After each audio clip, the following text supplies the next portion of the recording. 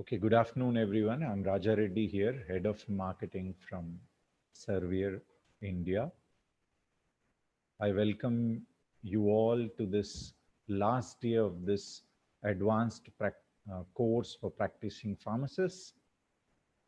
Before I hand over to our chairperson, Mr. Raj Vaidya today, I would use this 5 minutes to show you about our company. Some of them, some of you may already know about certain things about Servier, and for some it could be new. The first most important fact is Servier is an international pharmaceutical company which is governed by a non-profit foundation. The first thing that comes to someone's mind, why a non-profit foundation?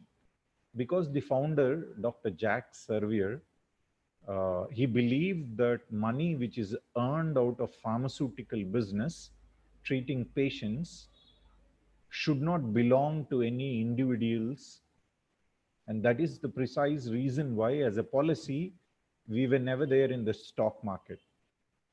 So, what is the important implication of this big decision?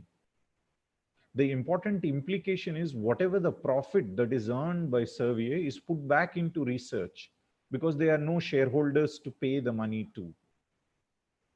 And because of this important decision, the group remains independent, which means we can pursue research ideas which may help in alleviating the suffering and providing relief to patients rather than only driving shareholder wealth.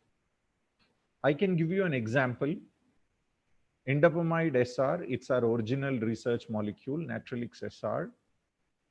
The patent is lost many years ago. Despite that, around 10 years ago, an important study was conducted where Servier spent close to 200 million euros in collaboration with Imperial College London.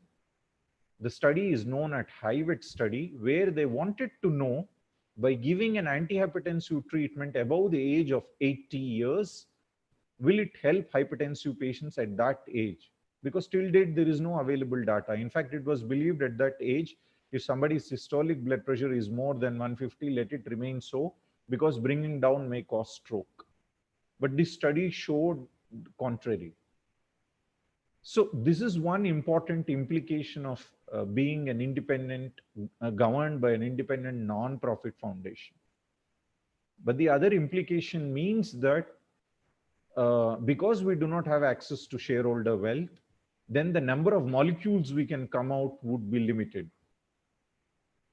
Today, globally, more than 100 million patients are treated by Servier medicines. We are a leader in cardiology, second in Europe, fifth worldwide. More than 25% of total revenue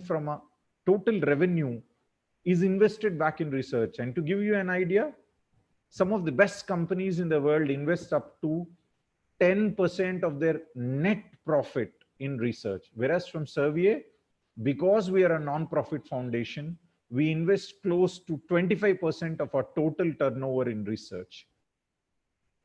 What does CERDIA stand for? First, CERDIA, the first three letters are the letters from the name of Dr. Jack Servier, and the last three letters are the letters from India.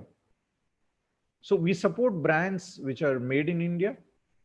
There is no Chinese API. I'm not presenting this because there has been a lot of noise in last 6 months, but this has been our last 5 years. We have been presenting this data. The raw material is sourced from a single factory and based on EMEA standards. This is an important implication. And why do I stress on this? The brands you see here, these are the only slides you will see about my company brands. They are all imported. The raw material is imported from a single factory. So a patient in UK, a patient in Middle East, a patient in Australia, all of them get the same medicine despite they pay a different price. Also, there are no India-specific brands. That means you will not find a brand by Servier in India which you won't find anywhere else, apart from because of regulation rules or commercial rules. So all of the products are manufactured locally with the raw material imported from France, except for Corolon, which is totally imported. We have certain oncology drugs, which I'm not speaking about it here. So I would like to thank all of you, healthcare professionals, those involved in supply chain. For last 6 months, you are out there. You are literally formed the frontline wall in stalling the COVID spread in our country. Tomorrow, we are going to celebrate our 72nd Independence Day. And I would like to thank all of you for the service, what you have done, not just previously, but for the last 6 months where you stood out there and then you served no matter how challenging it was for you, at what risk you were putting yourself to.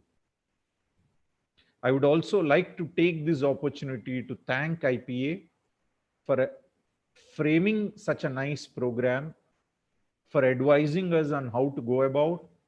I take this opportunity to introduce Mr. Raj Vaidya, who is well known to most of you, ex-Vice President and Chairman of IPA Community Pharmacy Division for 6 years.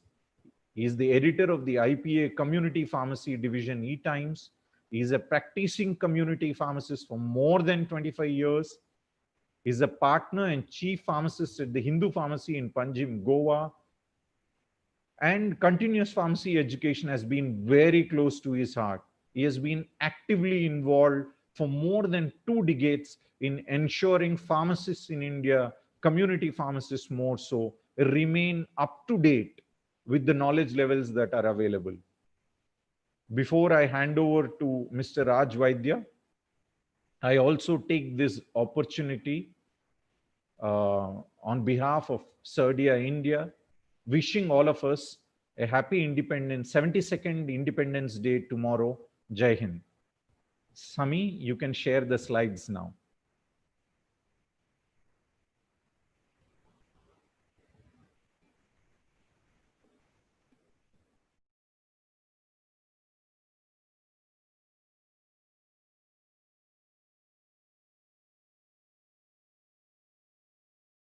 Right, so I start sharing. So Raj Vaidya, you can unmute yourself.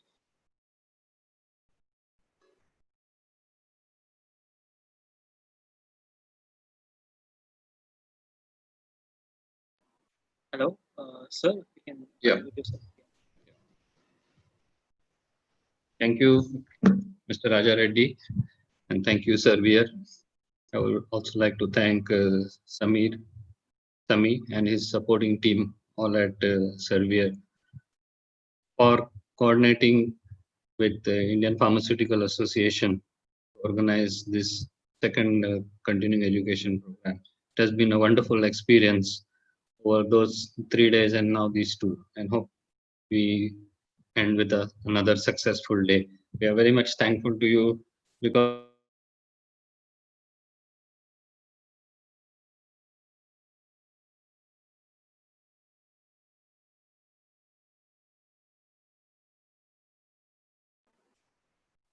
You've gone on mute.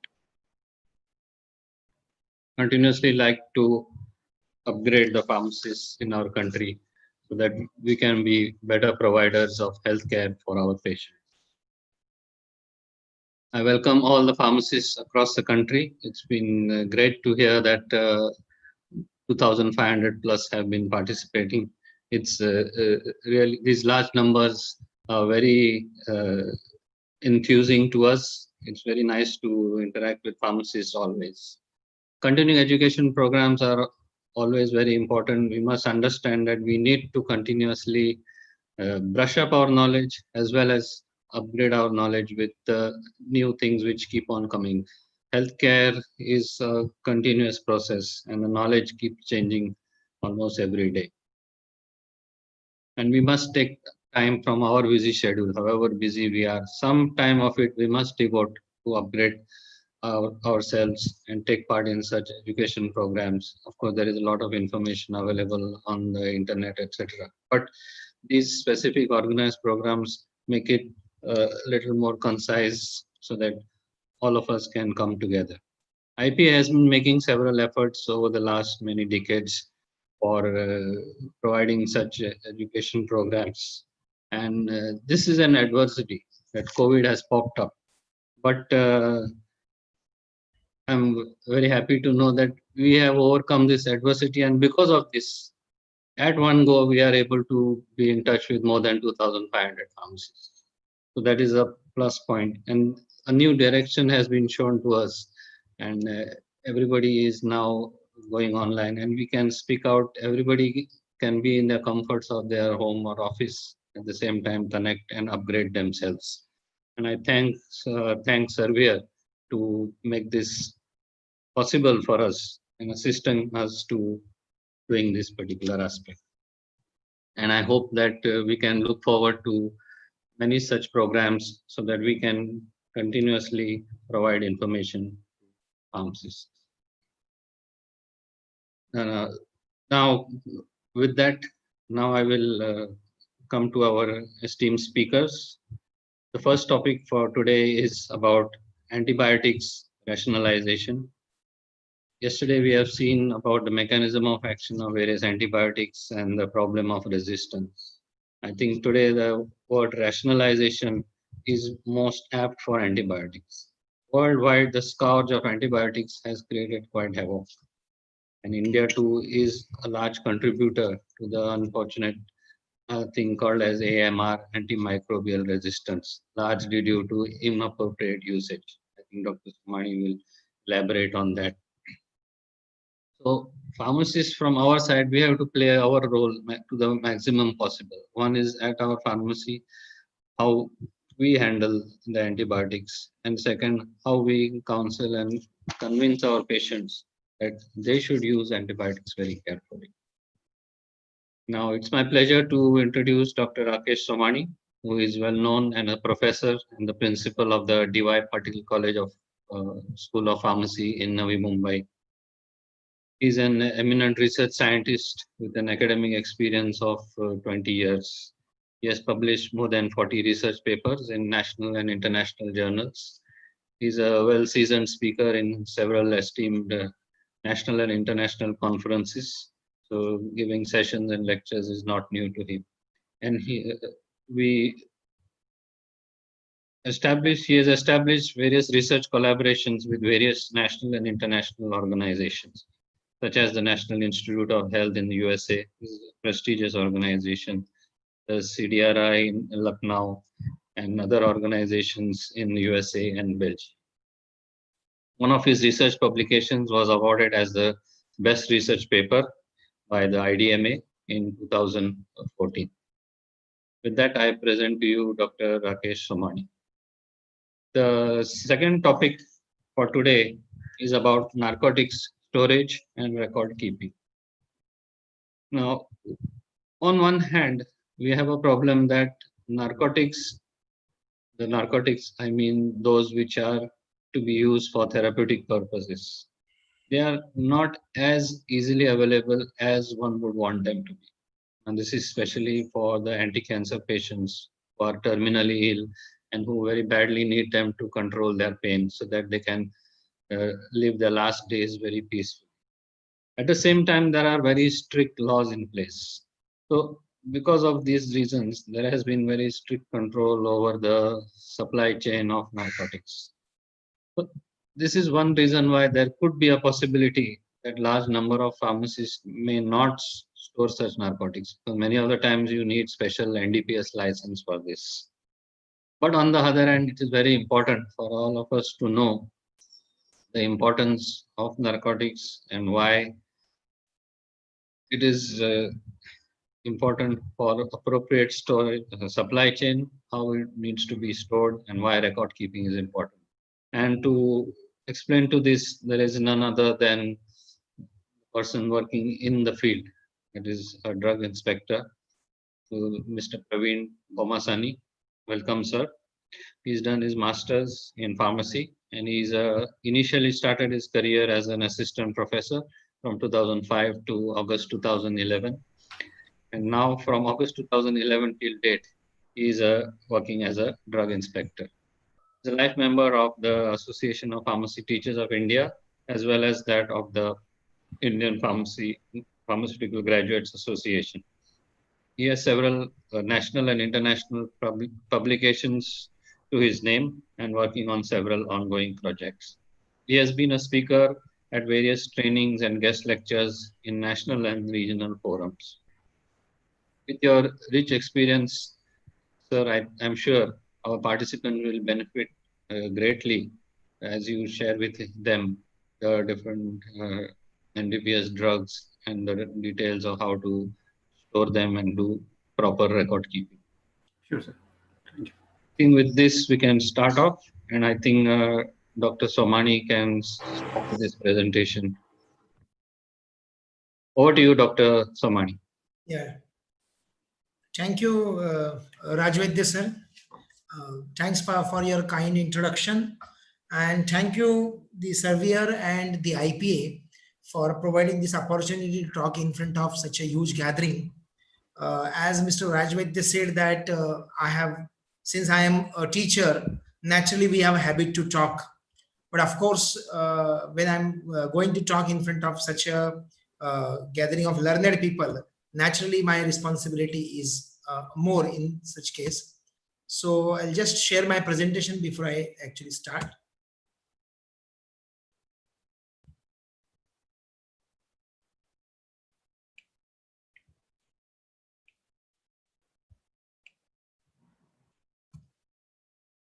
Hope my presentation is visible.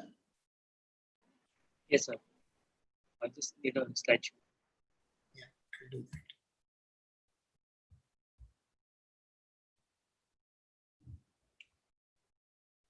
that. Okay. So, good afternoon, one and all. I'm going to talk about antibiotic rationalization. Lots of discussion, lots of debate has been happening on this topic since a long time. That rational use of antibiotic is what is the need of hour, and that is what I am going to present you. Moreover, my talk is focused on certain theoretical aspects of this antibiotic uses. However, certain practical examples are also included into that.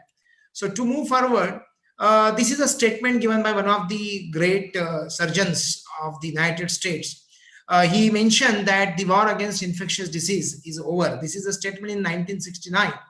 And today we are talking in 2020, still we are facing lots of problem about this infectious disease. And that's why this war is never ending war, because the chronic and communicable diseases are growing day by day. And we have to fight these diseases with certain novel approach. Let us look into this aspects of rational use. And so before we talk about rational use of antibiotic, we need to understand why this resistance occurs, or what is actually antibiotic resistance.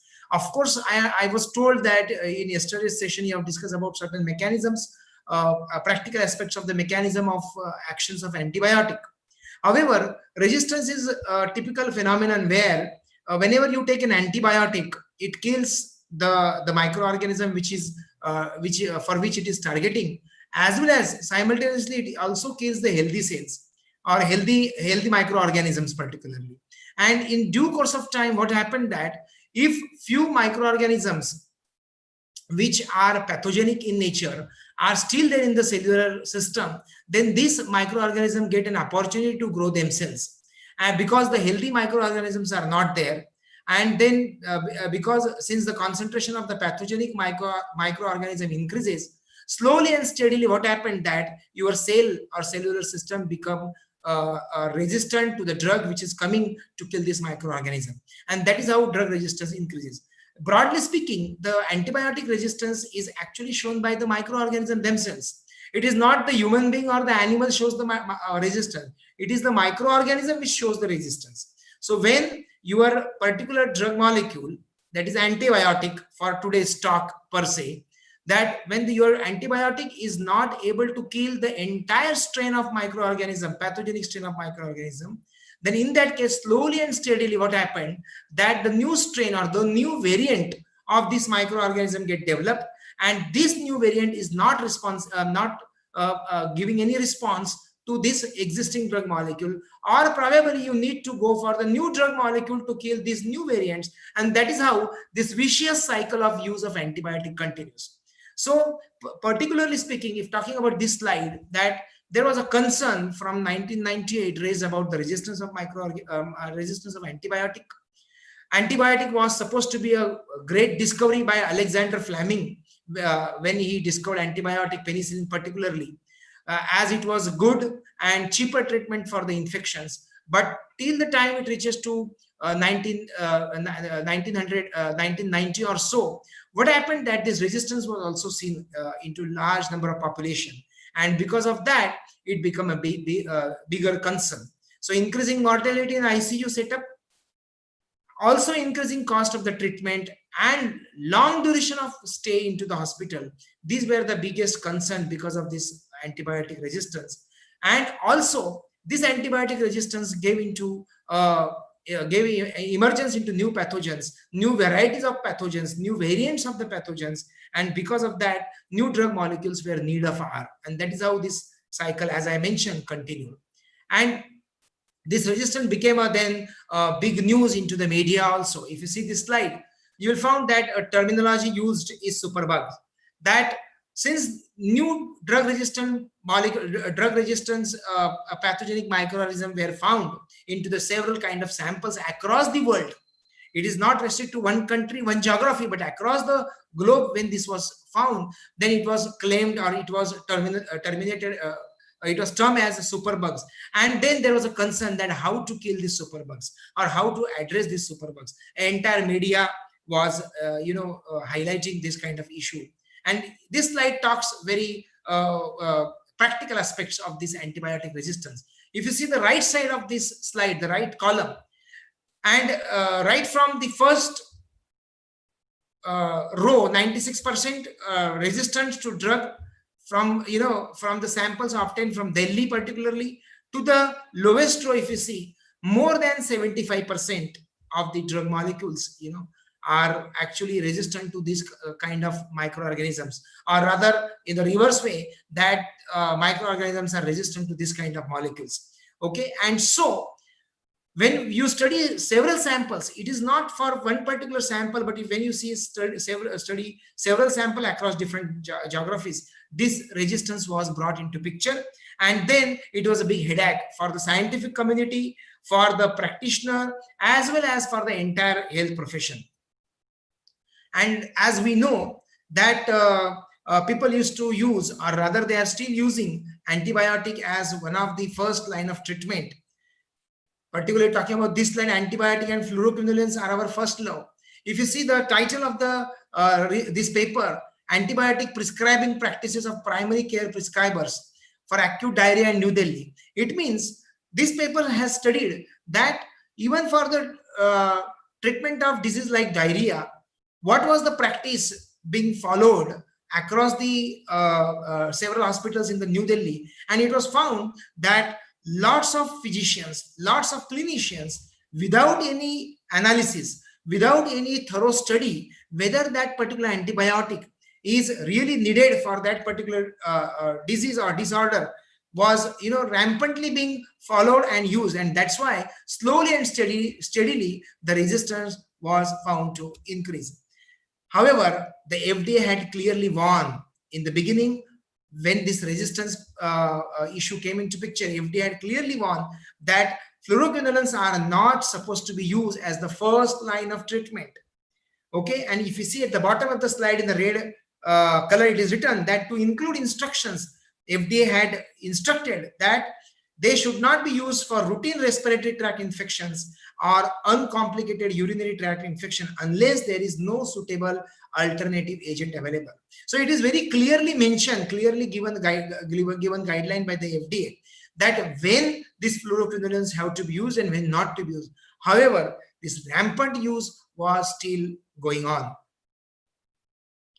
Okay, and so the Professor Paul has mentioned from the Hopkins University that whenever you have to have this kind of treatment, then let us not go with the fluoroquinolones as the first line treatment.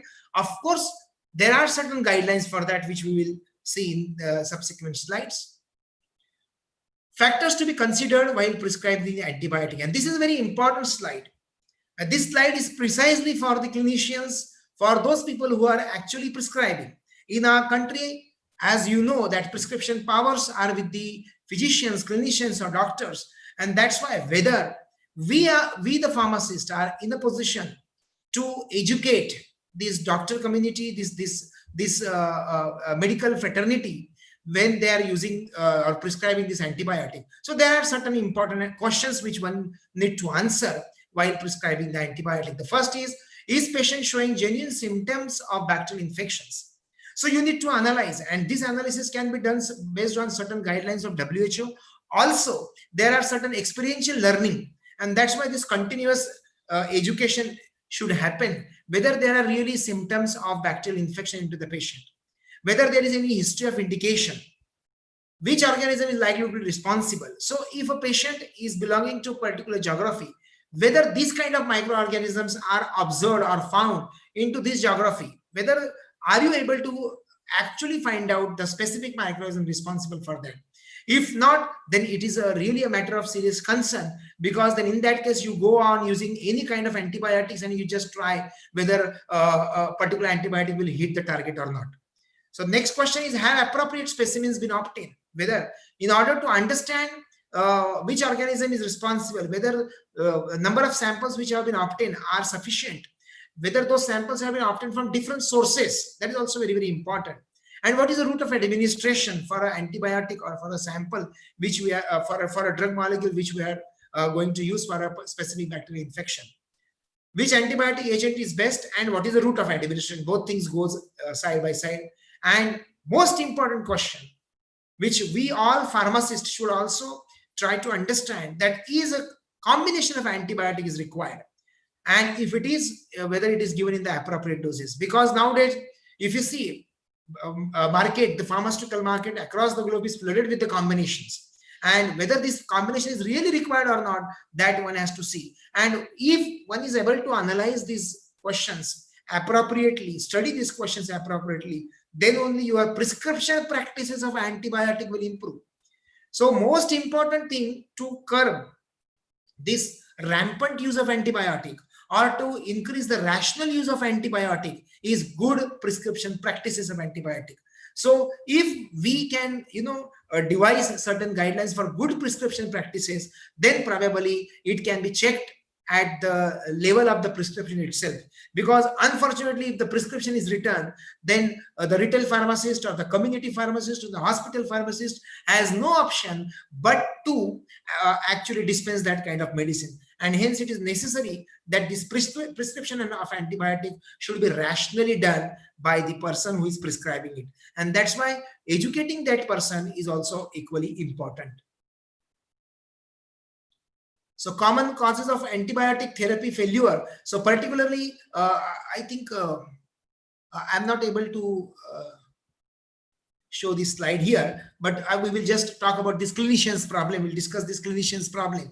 Now, why this therapy fails, antibiotic therapy fails?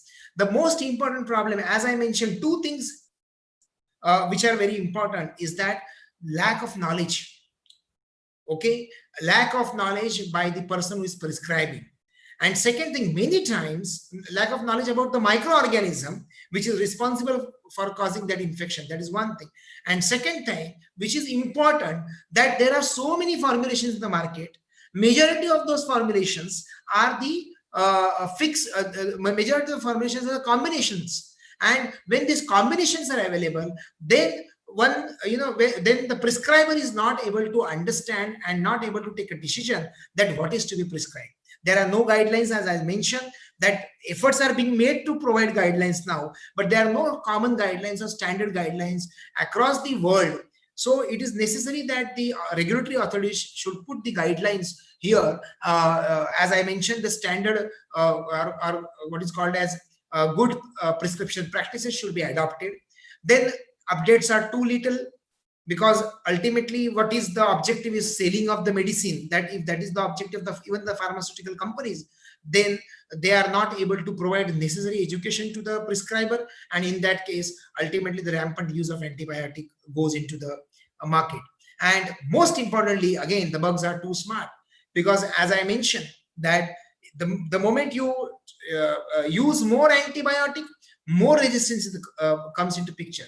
So these bugs undergoes mutation so faster that even a new molecule which you are bringing now will not be effective in due course of time.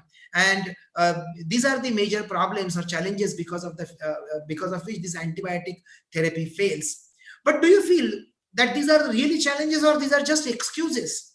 So if we overcome these challenges, or if we can typically focus on these challenges appropriately, and then can devise certain methodology by which the rational use of antibiotic can be done, then probably these challenges will not remain challenges. We may not call them excuses, and probably will be able to address this issue of resistance up to certain extent. And that's why there was a need to explain you that how drug resistance come into picture. So drug resistance come into picture by rampant use of antibiotic which are not prescribed appropriately, and they are not targeting a specific microorganism, but they go on killing all kind of microorganisms, and there where the resistance come into picture.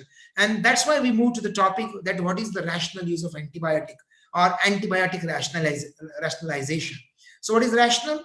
That whatever is logical, whatever has got some reasoning, that is called as rational. So are we using antibiotic when there is really a need?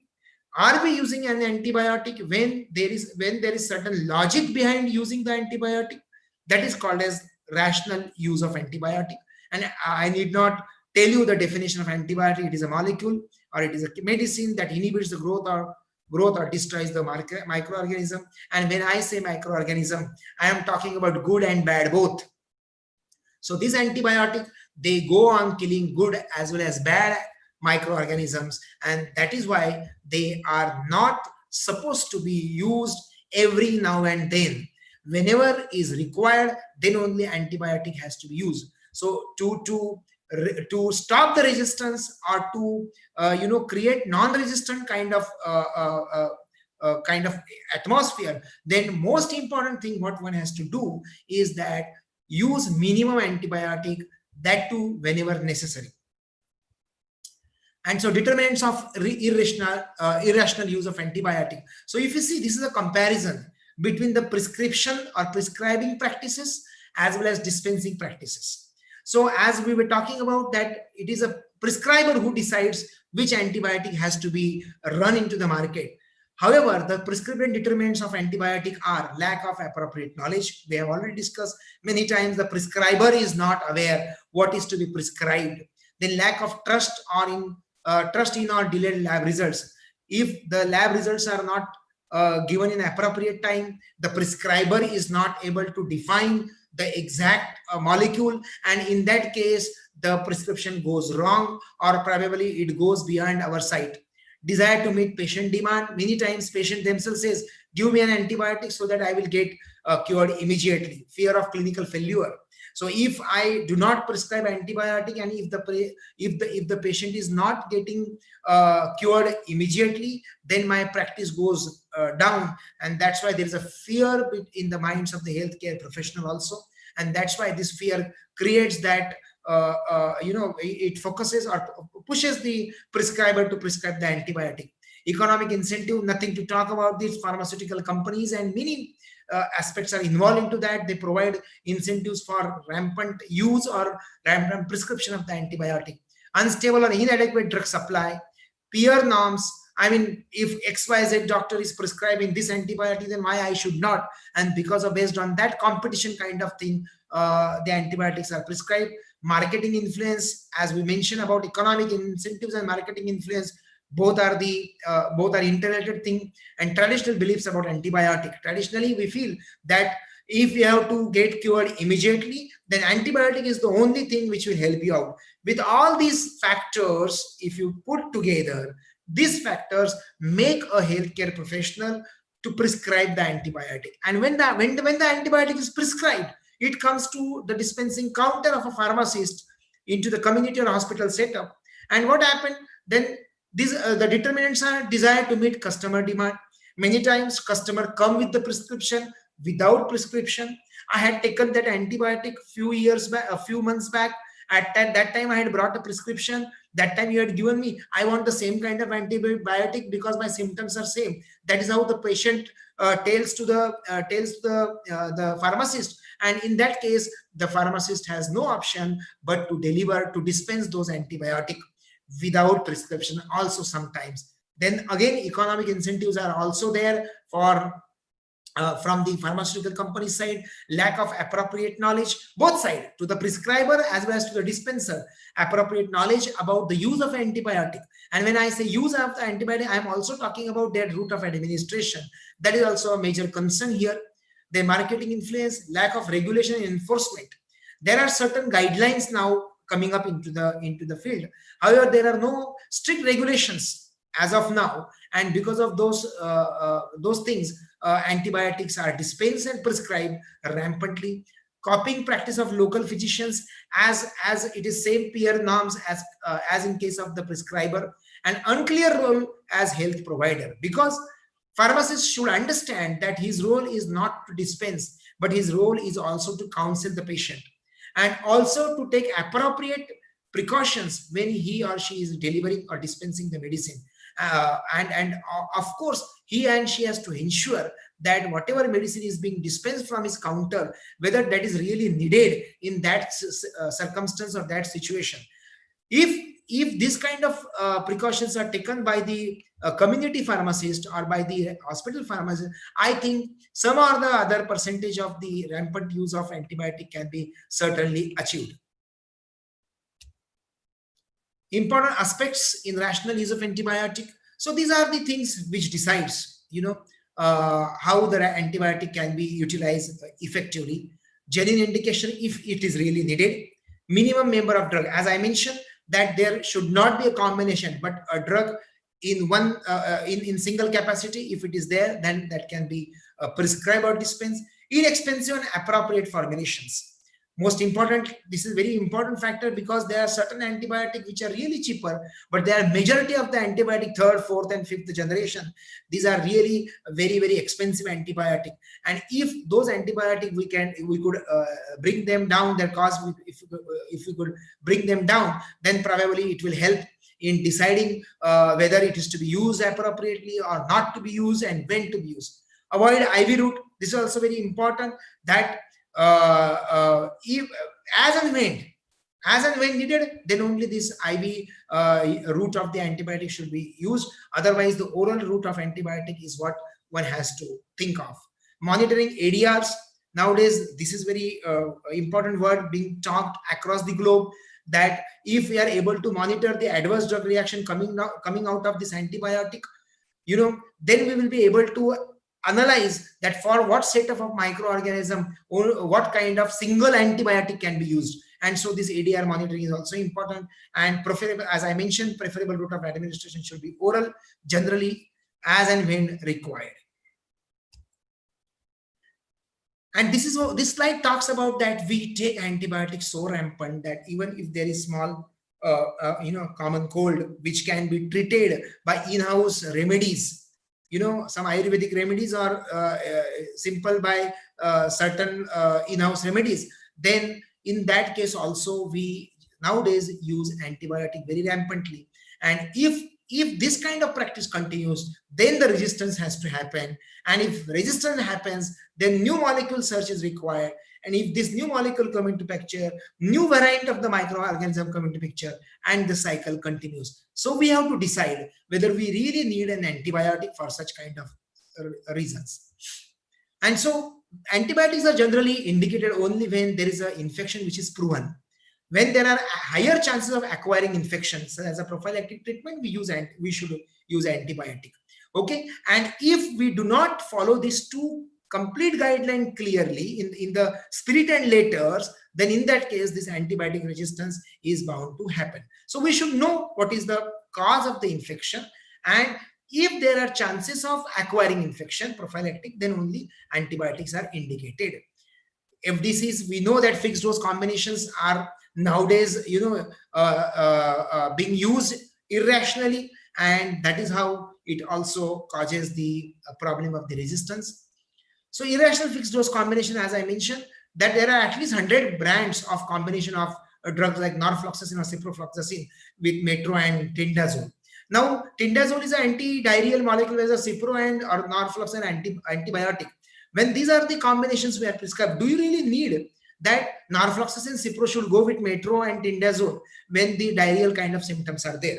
That one has to analyze. Whether can we control diarrhea with the simple whether we can control diarrhea with the simple anti-diarrheal molecules. If that we can analyze, then probably we may not need antibiotic. And if this slide talks about numbers, there are so many brands, so many molecules available which are being just put together, and the medicine is marketed so extensively. Lots of schemes are being given to the pharmacists, to the doctors for writing and for prescribing and for dispensing these medicines, and that is how this irrational use of antibiotic goes into picture. So according to body weight, dose should be given, never to underdose for the fear of the side effects. That is one important thing one has to note. And duration, that for what kind of indication, how many days antibiotic should be used.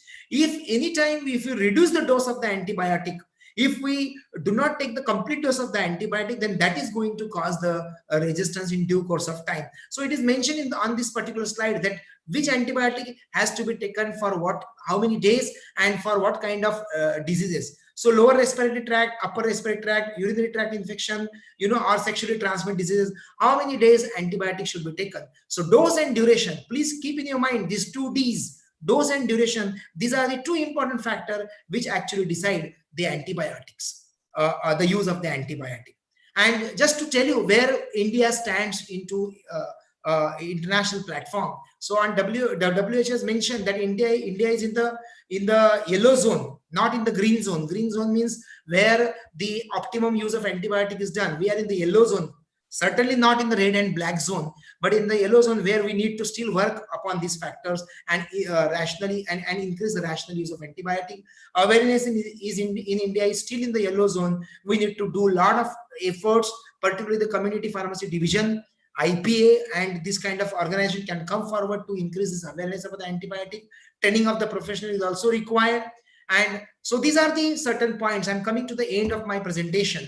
These are certain points which talks about irrational use of antibiotic. Very short consultation time because a doctor is not able to diagnose it appropriately. Prescription of antibiotic for non-bacterial infection. This is very, as we saw certain examples that there really if the antibiotic is needed or not, that nobody is able to evaluate because of whatever reason. And that's why the antibiotics are prescribed.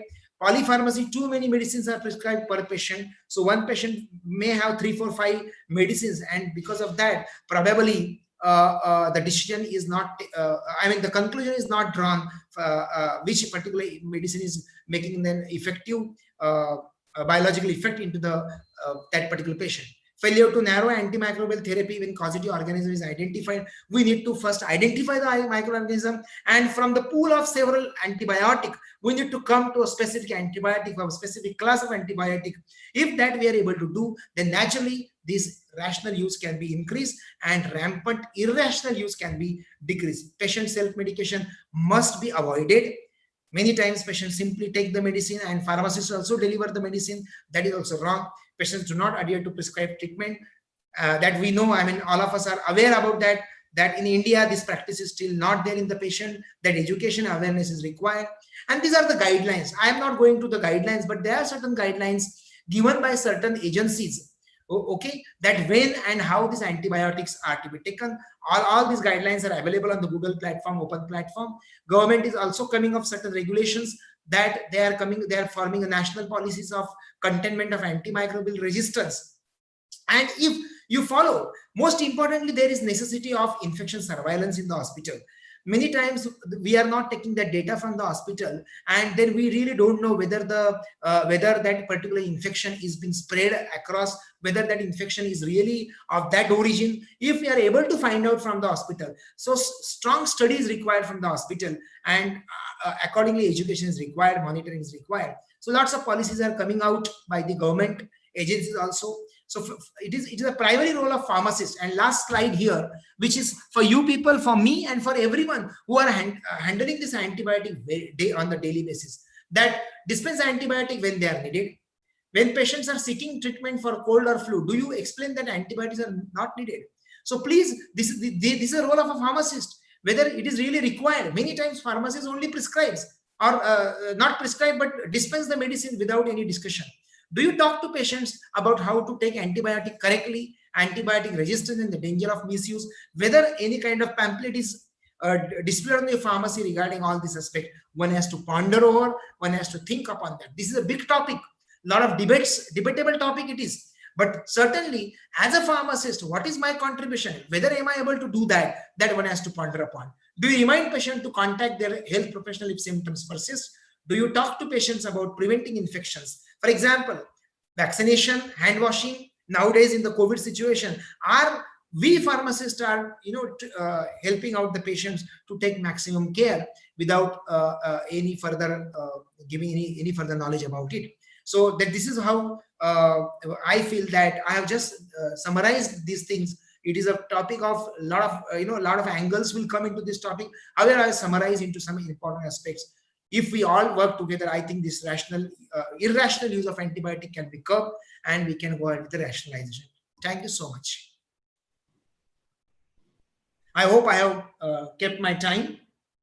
Yes, you're dot on time, Dr. Somani. Yeah. You have done a perfect job. I have rushed few slides, but then I think the important message has been conveyed. It is we could understand that, and I think all the pharmacist participants have also grasped whatever you had to convey. You have given a very good overview and highlighted many of these important points. And of course, what pharmacists should do, I think all of us should do our best to try and implement them. Mainly, as you said, stop recommending or dispensing on your own any antibiotics. We are not authorized to do that. We are not trained to do that. That is one thing. And second thing is, do not sell antibiotics without a proper. I think, thank you very much, Dr. Somani, for your wonderful presentation. And there are several questions which have come, but I think we will take them at the end of the talk by Mr. Praveen. Now, may I now request Dr. Praveen to please begin your presentation. You can start by sharing your slide. Okay.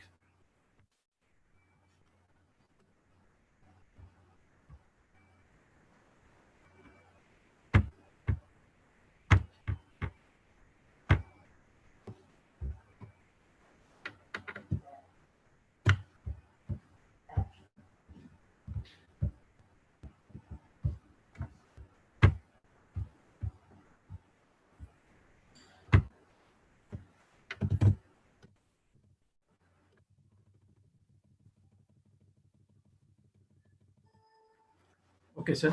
Yes, that's fine. Good afternoon, sir. Thank you for giving me this opportunity. And I, first of all, I would like to thank IPA for taking me as a speaker, and also with the coordination of Sadia people. And on this platform, first of all, I would like to appreciate and congratulate each and every pharmacist who are working very hard in this COVID-19 situation. Okay. And I have given me this opportunity to deal about a topic called as narcotics storage and record keeping. And as you know, these narcotics are opioid pain relievers, so which are mainly used in the treatment of severe pain after post-operation conditions, like in many conditions like a cancer, burns conditions, etc., which is suffering with unbearable ailments. And you know, these narcotics are the one which is mainly obtained from opium plants, and these are nothing but these are the lactase derivatives, opium derivatives, which are having a phenanthrene type of alkaloids. And these are mainly of three types: natural, semi-synthetic, and synthetic opioids. These natural opioids are morphine and codeine. Semi-synthetic are hydromorphone, oxycodone, whereas synthetic opioids are fentanyl and methadone. So these are the different types of narcotic analgesics, which are going to act mainly on the opioid receptors, which are located in CNS, and And the other one is about regarding the psychotropic substances, which are going to act by altering the mind of an individual. So like pentazocine, chlordiazepoxide, alprazolam, midazolam, lorazepam, etc.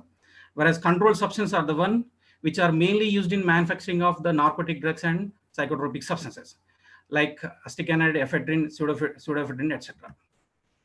Now, these narcotics are the drugs which are mainly stocked by the pharmacies, and even it can also be procured by the medical practitioners and the institutes. Now, these narcotics are mainly regulated by the act called as an NDPS Act, which is in 1985. This is the act which is a special law, apart from the regularly known to us, that is Drugs and Cosmetics Act. Now, this NDPS Act, which is going to govern, which is going to regulate these transactions of narcotic drugs by the chemists throughout our country in India. And this NDPS Act has come into place only to prohibit or control the abuse and misuse of this particular narcotic drugs. So as just now I told you, not only the NDPS Act, apart from the NDPS Act, there is a provision in the NDPS Act called as Section 80, which allows even D&C Act, Drugs and Cosmetics Act, also plays a role in the regulation of these particular narcotic drugs used by the patients. Now, there are some terms used in the NDPS Act. The Section 2, which gives the definition of narcotic drug, nothing but it's a coca leaf, cannabis, opium, poppy strop, and includes all manufactured goods. As per the Section 2 of NDPS Act, narcotic drug is a coca leaf, cannabis, opium, poppy straw, and all manufactured goods. Whereas psychotropic substances, it is any substance, natural or synthetic, or any natural material or any salt or preparation of substance included in the list of NDPS drugs in a schedule. So to the NDPS Act, there is a schedule of drugs which is listed in the NDPS Act.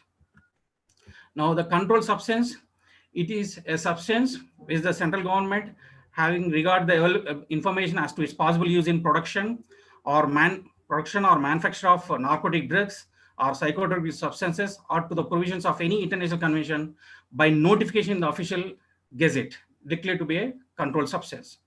Whereas essential drug, now there are so many narcotic drugs and psychotropic substances, but the mostly used in our day-to-day use, that is called as essential narcotic drugs, which is notified in the year 2015 by the central government, meant for medical and scientific use only. Now, these NDPS essential narcotic drugs are codeine, morphine, hydrocodone, methadone, fentanyl, and oxycodone. This is a notification where these 6 are the essential narcotic drugs notified by the central government. Now, this act, NDPS Act, okay, this essential drugs comes under which is also governed by the NDPS Act. Later on, it is amended in the year 2014. So for use exclusively in the medical and scientific use of essential narcotic drugs. Now, next is about a licensing part of this particular narcotic drugs, where the Rule 50 Narcotic Drugs and Psychotropic Substance Act, and there is a rules called as NDPS rules. So initially there was NDPS rules 1985. Later on, it is amended even for license system for the chemists and as well as the wholesalers, even for the registered medical institutes. Now, these amended NDPS rules 2015, according to Rule 52A, there should not be no one should possess any essential narcotic drug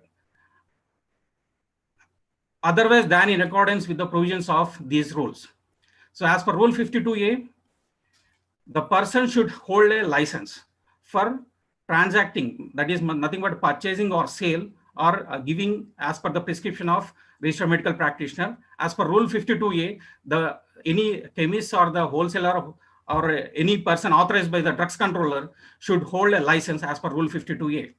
Whereas as per Rule 52B, This is about regarding the way you are going to apply for license for getting the for purchase or sale or distribution of these essential narcotic drugs. Now, there are different types of forms available in different states of our India.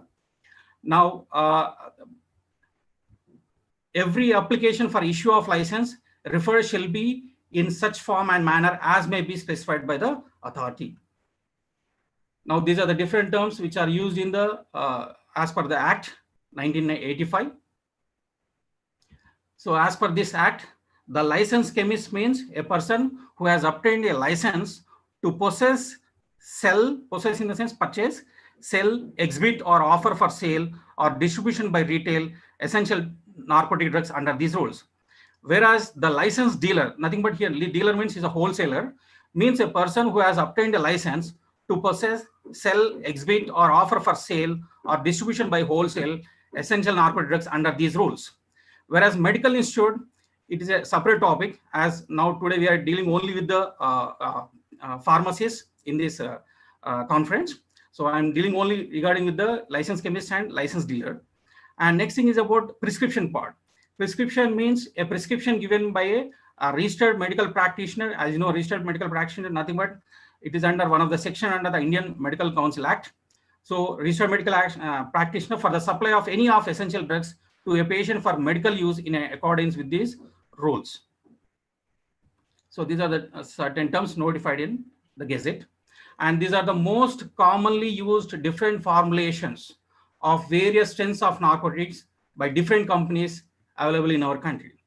Like there is a company called Verve, Rosan, so which markets the product called as an pethidine hydrochloride and methadone hydrochloride. Pethidine hydrochloride 50 mg and there is methadone hydrochloride 5 mg. Morphine sulfate injections in the ampoule forms. Morphine Rumorph company, morphine sulfate tablet formulations. Fentanyl citrate injections. Again, the Rosan company, Verve company. And there are also the patches are also available in this particular narcotic category of drugs, that is fentanyl transdermal patches, which is available for 25 microgram per hour and 50 microgram per hour and 100 microgram per hour. So these are different varieties of formulations available as narcotic drugs, which is widely used for the treatment of patients as per the prescription of registered medical practitioner.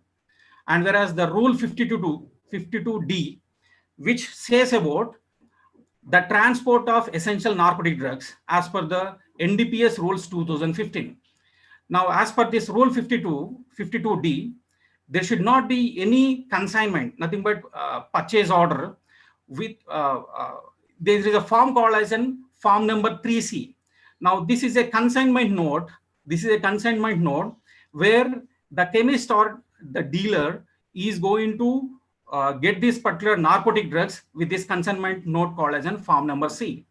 So as per this Rule 52D, so you need to get the narcotic drugs as in the form of form number 3C.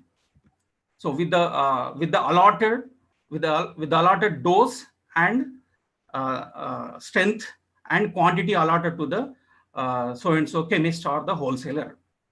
And this is a format of a form number 3C, where you can see the date and time of dispatch of the consignment, name of the consignee, name and address of the consignee. Now, whether it is a licensed dealer, name and complete postal address of the consignee, description quantity of the consignment, and particulars of the essential narcotic drugs. Like just now we have discussed about fentanyl, morphine, etc., methadone, etc., and number of packages, that is number of units, and allotted to the so-and-so licensed dealer, the mode of transport, either through railway or postal or whatever. And this is about the signature of the consignor along with the date. And these are the remaining things which is available in the form number 3C. Now, each consignment note, whoever the person, licensed dealer or the chemist is going to procure, should be serially numbered, and it should be stocked by the licensed chemist or the dealer. Next, as per the Rule 52F of the NDPS Rules 2015, says about the sale by a licensed dealer or the chemist or the medical practitioner or the person who is authorized by the drugs controller or a recognized medical institute. Now, the Rule 52F governs about the sale, to whom it should be sold, either whether it should be required the license or not. Suppose example, I already told you that if at all a chemist wants to get the narcotic drugs, apart from his regular Form 2021 drug license, he should also have the NDPS license for procuring these particular narcotic drugs from the dealer or the supplier or the manufacturer. Now, this particular sale can only be possible only on the basis of prescription to a patient from the licensed chemist to the patient through a valid prescription by prescribed by the registered medical practitioner. Apart from the prescription, you can also get these particular drugs, narcotic drugs, from a licensed dealer to the another licensed dealer holding a NDPS license, apart from the drug license in the form of Form 20B and 21B. And this can also be sold to, again, the licensed chemist who is holding the NDPS license, apart from the original, the other available drug license in the form of Form 20 and 21. Now, the other thing is, the other possible way is, the one who is holding the narcotic license can also be sold to the other registered medical practitioner, for serving to his patient. And also, the other way is, the licensed dealer can also be sell his narcotic drugs to the person who is authorized by the drugs controller, and as well as it can also be sold to the recognized medical institute authorized by the drugs controller. So these are the things which is governed by the Rule 52F of as per the NDPS Rules 2015 regarding about the sale of the narcotic drugs to the different parties, which nothing but they should have the NDPS license in order to acquire the narcotic drugs, essential narcotic drugs. So licensed chemist can sell his essential narcotic drug only on prescription and subject to the provisions of Drugs and Cosmetics Rules 1945. The Drugs and Cosmetics Rules 1945, as per Rule 65 of Drugs and Cosmetics Rules 1945, says about the sale of narcotic drug. Apart from the NDPS license governing about narcotic drugs, it can be sold basing on the Rule 65(9)(a), which says about the prescription is required for the sale of this particular narcotic drug. As per Rule 65(9)(a) of DNC Rules 1945, apart from the holding the NDPS license, this Rule 65(9)(a) governs about the sale of the narcotic drug only on the basis of prescription of a registered medical practitioner. And whereas the recognized medical institute can also sell essential narcotic drugs. Next thing is about regarding the storage of these narcotics. As you know, the pharmacies are provided with certain measurements basing on their stocking of their medicines. In this license location itself, say example, licensed chemist is going to hold the drug license in the form of Form 20 and 21.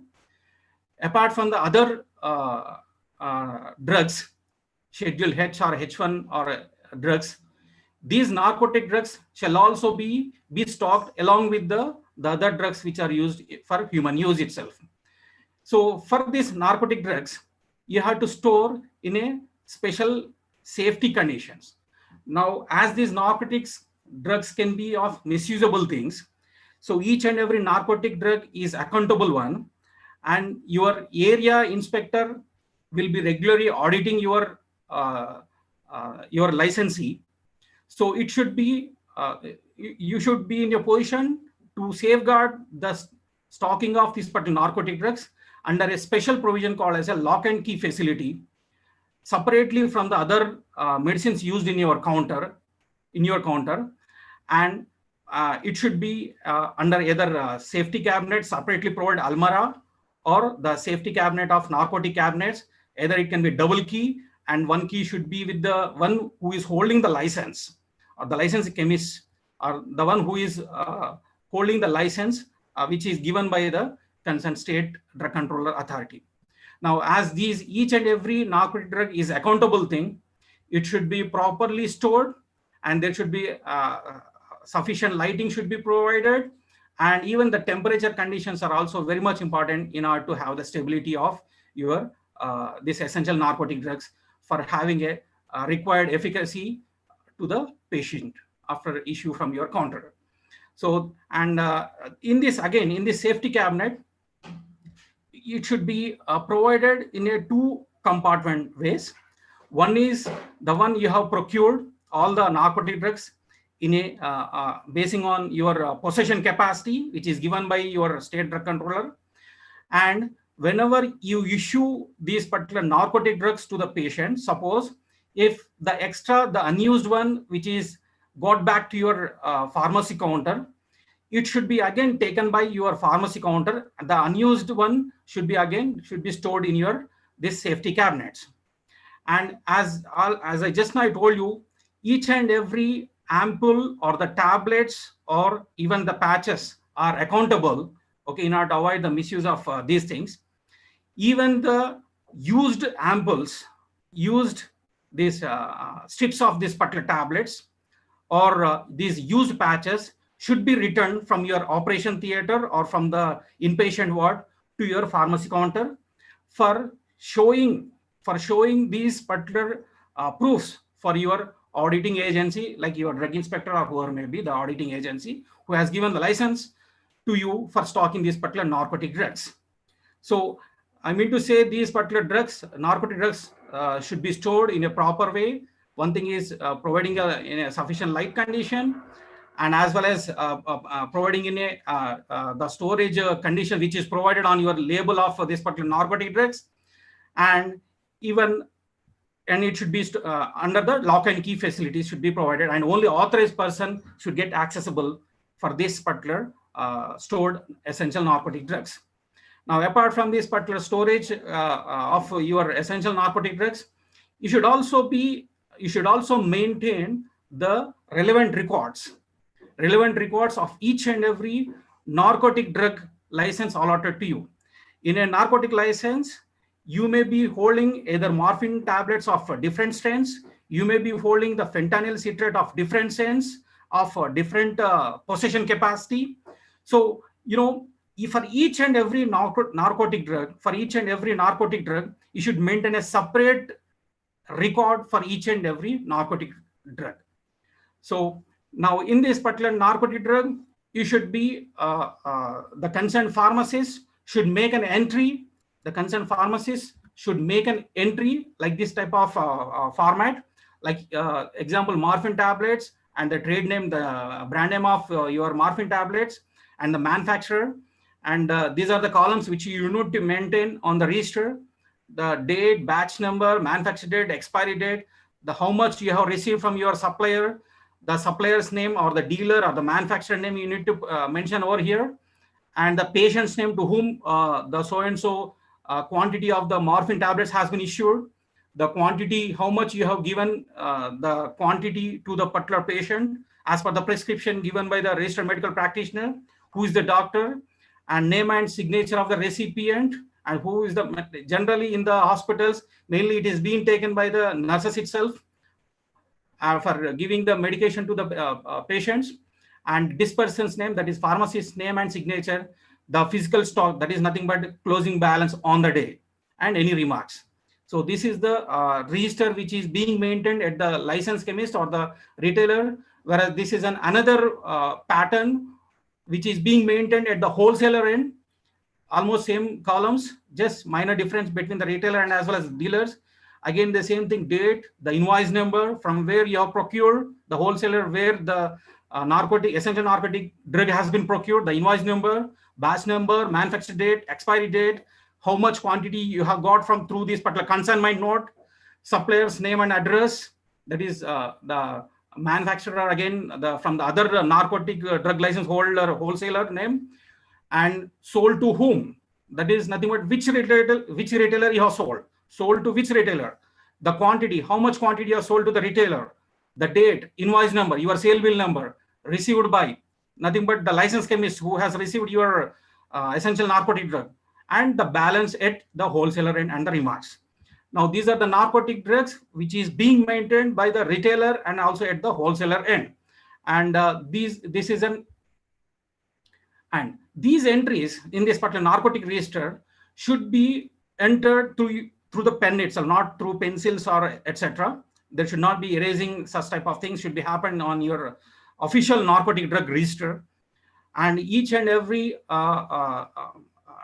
entry should be marked with the ink itself. Suppose if there is any corrections or recorrections or revision has to be done, it should be striked off in a by drawing a single line on it and making a signature on it who has done the mistakes on it. And these records or the documents of narcotic register and even your form number 3C should be made available at your licensed chemist or at the licensed dealer for a period of 2 years from the date of last entry. The record should be maintained at your counter for 2 years from the date of last entry of your essential narcotic drug. So this is the daily, this is another pattern of maintaining your narcotic register in the pharma, which is basically form number 3D, or you can also maintain, just now I shown, this is the general use narcotic register by most of the chemists and wholesalers.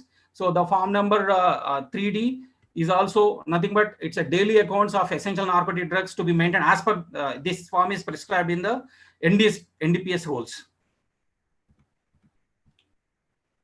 And next thing is about after, and you know, there may be some expiry date on your essential narcotic drug.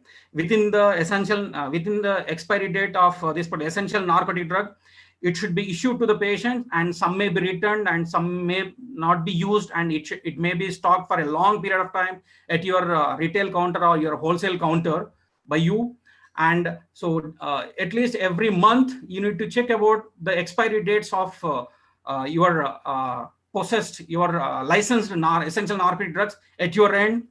And suppose if at all any expiry drug is available at your end, it should be intimated officially to your drugs controller who has given the license to you, and it should be disposed of only as prescribed by the drugs controller in presence of the allotted officers. This has to be disposed. There are different ways of disposing of your expired drugs, and there is also a chance of disposal of your essential narcotic drugs. Suppose if you are not interested to run this retail or wholesale, you can also surrender your essential narcotic drugs license to your state drugs controller. So as per the intimation to the state drugs controller, so you need to intimate before 15 days for surrendering your license to the NDPS state drugs controller. As per rule 52M, you can this states about disposal of your expired narcotic drugs. So these are some of the references from where I have taken these points for discussion on this podium. Thank you.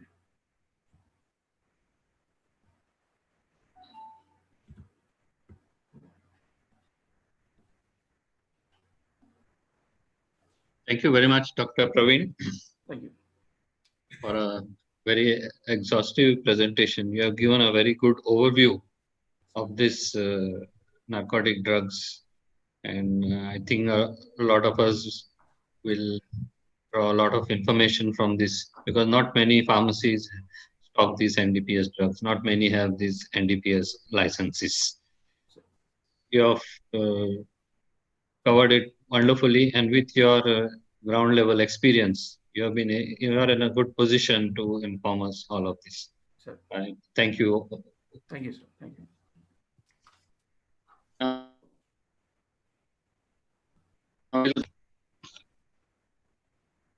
Very interesting questions have been coming up, and till whatever time is available, we can try and put them up to you. Now, one of the questions on antibiotics for Dr. Somani. Somebody is asking, how much should we wait for starting antibiotics for cold or fever? It's very tricky question you have asked, but there are no such a strict guidelines that one should wait for cold or fever. But ideally speaking, at least 2 days 48 hours to 72 hours. That is a standard time. Generally, physician or general guidelines is as per WHO, 2 to 3 days at the max. Of course, in the given situation, in the present situation of COVID, this kind of things has to be ruled out with the help of other tests also simultaneously. So ideally 48 hours to 72 hours. Yes, and of course, many times the fever may not be there, but the infection may be there. Yes. It might present itself as something else. So the doctor, clinician, on examining the patient and noting the symptoms and looking at the signs will be the best position. There is, as you said, no specific guidelines. Now, coming to COVID, antibiotics like erythromycin are being taken rampantly for COVID. Is there a benefit of it, as it can lead to resistance? I think erythromycin is not used as much. It's azithromycin which has been used worldwide. And of course, azithromycin is used, but however, again, it should be used only under the medical supervision. Not just because lots of WhatsApp messages comes nowadays, take azithromycin so and so gram and so milligram and so and so. That is not right way. So under medical supervision only it should be taken. Correct. Mr. Praveen, this is a question. What about Tramazec? Is it coming under as a narcotic or is it not? It comes under the narcotic drug, sir. As per the Gazette notification in April 2018, which comes under the narcotic drug. But does it require a narcotic NDPS license? It is provided in the Schedule H1 drug, sir. So NDPS license may not be necessary. NDPS license may not be required. It is not required. But it is a narcotic drug. It is a narcotic drug and it comes under the Schedule H1 category. Okay. And what are the penalties for any inappropriate documentation when it comes to the NDPS Act? As per the rules 2015, sir. So, which may be imprisonment for 7 to 10 years. Okay, so one has to be very careful about it. Any misuse of narcotic drugs. Misuse of narcotic drugs. It's a very good question asked by one of the participants. Now, this is a question on antibiotic stewardship. Is there any concept of antibiotic stewardship in India? I think I can answer that. Please, I mean, ICMR has made certain guidelines for antibiotic stewardship. It's made somewhere in 2015. I've gone through that, but it is quite a lot theoretical. Are they being followed? Exactly. They're quite a lot theoretical, and I think a lot of groundwork needs to be done across the country for this particular aspect to be really implemented. The document theoretically is wonderful. It needs to go, and I think pharmacists are not well equipped or trained through the ICMR. As it reaches, it should reach out. ICMR has spoken of how good pharmacists play a very important role in other countries. They have actually documented it, but that has not been further pushed for actually training, awareness, including pharmacists, or including them in this antibiotic stewardship program.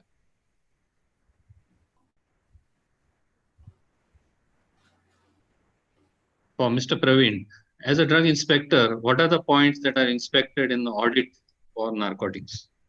Right, sir. So suppose if it is already a narcotic license holder, so we'll be seeing throughout the year purchase, that is nothing but procurement, the utilization to the patients, basing on the valid registered prescription of valid registered medical practitioner prescription, and the licensed dealer should store even the prescription copies of the essential narcotic drugs prescribed to the patient, and as well as the balance which is being maintained by the licensed chemist. So these are the things which we are going to mainly concentrate. And even the used ampoules or used patches or used strips for treating the so-and-so patients, we should also be stocked by the licensed chemist. So we are also going to check the used ampoules. And what are the requirements for a dealership or stockistship to store narcotics? That means area requirements, I think. First of all, initially they need to have the drug license. Apart from the drug license, if at all the extra narcotic drugs should also be, suppose if he wants to narcotic drugs should also be stocked at his end, you need to apply for NDPS license. to the concerned state drugs controller. This is a question for Dr. Somani.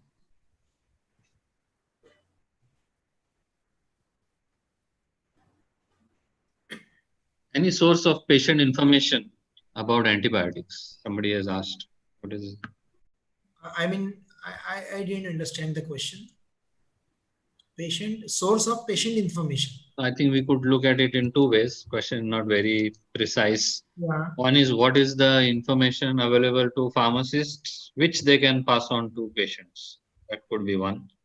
And the other is directly how patients can access information about antibiotics.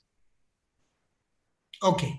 Okay. So WHO has made a lot of literature available for this rational or irrational use of antibiotic. A lot of literature on the open source also literature is available for that. And I think a lot of pharmaceutical associations across the world, they are playing a very proactive role. Even books are there. Books Yes. are And also for available. pharmacists, there are a lot of ready-made literature, booklets, websites, posters available on websites of FIP, that is International Pharmaceutical Federation, of CPA, that is Commonwealth Pharmaceutical Association, even our Australian Association, the American Hospital Pharmacist Association, American Pharmaceutical Association, the Royal Society, British Pharmaceutical Society. And a whole lot of campaigns are being run by all these organizations across the world, including WHO. So how pharmacists can play a very proactive role. And in that, whole lot of information is available. And pharmacists are seen, projected, and a lot of research also happens, a lot of campaigns also happen. How pharmacists can play the role of for stewardship of antibiotics. In fact, I add here that I remember that IP had also come up with some booklet long back on this antibiotic. As you mentioned about stewardship, I think there is a scope in IP CPD, that we can think of this stewardship kind of program, how it can be executed if ICMR guidelines are available. IP should think on that line. That's a good suggestion. An educational institution like ours, we can always help.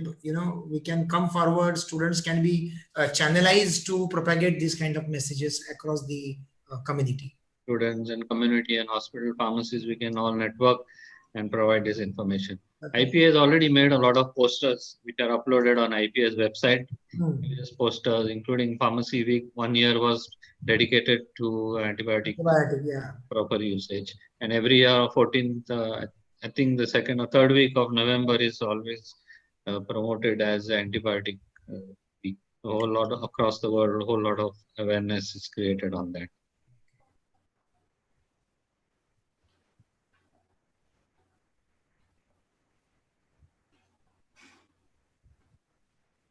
So Praveen, a question is, could you provide any more details about disposing of expired narcotic stock?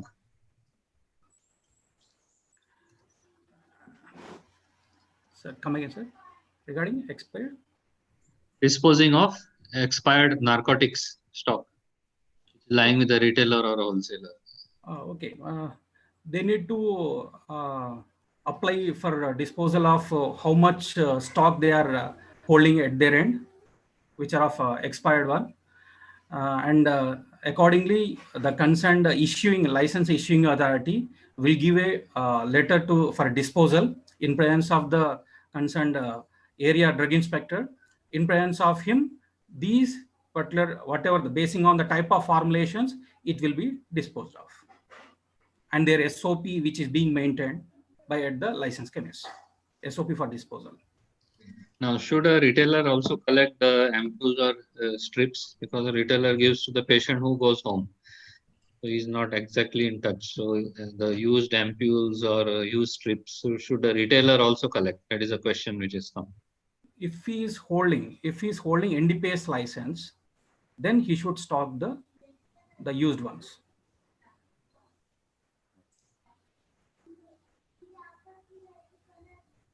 Mostly, sir, these license is given only to the hospital attached pharmacy counters. Where it is easier not at the outside retailers. Only hospital attached counters only this license will be given.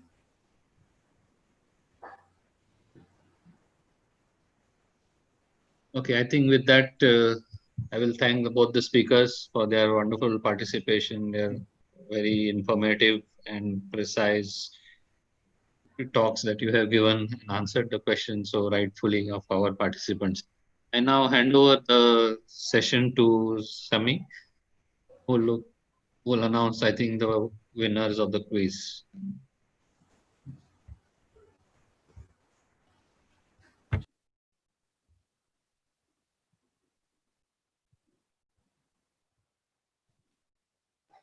Uh, right, sir. So thank you to Rajvedi and all the speakers, Dr. Somani and Dr. Praveen for I think we have another 10-15 questions to be asked, but we just request Mr. Rajvedi to kind of complete the sessions because we're running short of time. And of course, we have the quiz results to be announced. So it's my pleasure. So before we announce the quiz results, we just take you through the questions which were asked as part of the third day quiz. And the topic questions for the first topic are there on the screen right now. So if you look at the first question, it was about what can cause failure of antibiotic therapy. The answer was, of course, the B. If it would have been a wrong route of administration, it would have been nullified. But the answer here is none of the above. Possible causes of antibiotic resistance. In fact, all of the above, as mentioned by Dr. Somani, are covered here. Weight of the patient is also one point. It was mentioned in one of the slides by Dr. Somani and covered very well. Yes, weight of the patient is in fact a criteria to be considered. When coming to narcotics storage and record keeping, of course, the questions were three again. And so the first part of the question was, does the NDPS rules apply to while selling the essential narcotic drugs? They apply to, of course, both the chemist and the medical practitioner. Both of them have to check whether the prescription is correct, is ordered or not. And of course, Mr. Praveen took us very nicely through what are the things that need to be checked before dispensing a narcotic. Second part of the question, in fact, this is also very interesting. The as per NDPS rules, a prescription, in fact, cannot be used to prescribe a narcotic for themselves. So, under the registered medical practitioner is all right, but shall not be used for self-use. And this is in fact very interesting. Many might not be aware about this. The third part of the question was, of course, something again which was covered during the presentation, which are the drugs covered under by central government under essential narcotic drug list. So of course we do continue to have, I think, a lot of questions about tramadol. I think now 4 questions till now about tramadol and whether does it fall under the purview of Essential Drugs Act. So these were the questions that we had, and of course we have a good list of winners. Sort of now we have in fact crossed 3,300 registrations for this course, and we are happy to share that about today we had 260 responses for the day 3 quiz, and these are the top 10 people who answered correctly and also were the fastest to answer. And unlike the earlier 2 days, we do find that it's kind of uh, going towards the north zone. So we have, I think, a lot of people from Noida who have answered and got the correct answers in a fast. I don't know how. Otherwise, the first 2 days we had an equal mix from across India. So congratulations to Biba, Javed, Gaurav were the top 3. Yeah. Hello. Is Dr. Suman here? Yeah, nothing. I mean, I was just about to say that it is really interesting that almost 7 people from the same area have answered. So probably I'm very hopeful that these people will pass on the messages of a rational use of antibiotics or the knowledge what they received from NDPS today. I mean, the lecture of the narcotics appropriately, and will do the job of right pharmacist at right time. Very true, sir. In fact, many more people who answered correctly, and of course, we could not feature all of them. So, congratulations to not only the top 10, but also to all the people not only who answered, but also who participated in the quiz, because this, in fact, is an initiative towards improving awareness among pharmacists. So, if you are, in fact, even participating, that's a big thumbs up from IPA, from Servier. that you are ready to increase your knowledge about pharmacy and community pharmacy. So over to you, Mr. Raj Vaidya, for the thank you note and the closing comments. Yes. On behalf of IPA, I would like to thank, first of all, the Servier for putting up such an excellent event for 3 days. It's very well coordinated, very systematic, very timely, and up to date. I also would like to thank both the speakers for today, Mr. Praveen and Dr. Somani, for their wonderful presentation and answering all our questions to audiences. And of course, thanks to all the pharmacists who have come together in huge numbers, 3,000 plus. It's very encouraging. And we hope that we can continue this partnership and we can have many more such continuing education programs. And with this, I thank one and all, and have a nice long weekend and happy Independence Day. Happy Independence Day. Happy Independence. Thank you. Bye bye. Thank you so much.